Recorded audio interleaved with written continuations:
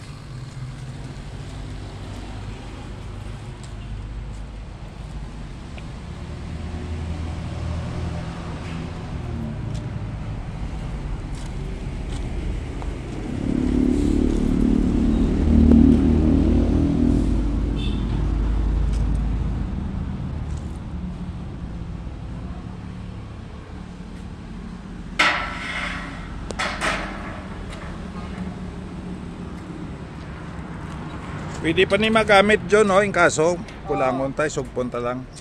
That's Mr. Marjon Saison. Very reliable welder and expert in his trade. He makes gates, fences, even CHB concrete walls. So he's the one who did all these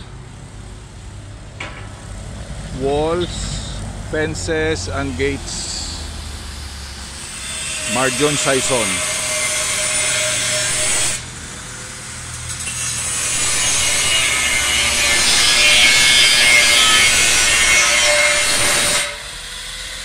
And he's also helping his soon-to-be wife on landscaping, Shelly Ann.